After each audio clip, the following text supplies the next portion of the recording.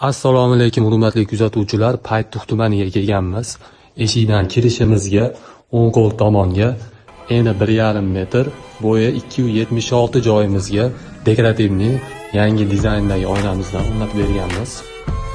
Ko'rib bitta baho berasizlar. O'rtasi katta fasl o'rnatib berganmiz. Tangalarni uyni dizayniga moslab qora tanga qilib berganmiz. Tangasini farqi yo'q, xohlagan ranglarda qilib berilaveradi. Uyini remont qilayotgan tanishinglarga jo'natib qo'yinglar. Kimga shunaqa xizmatlar kerak bo'lsa, pastda nomerlarimizni yozib qoldiramiz.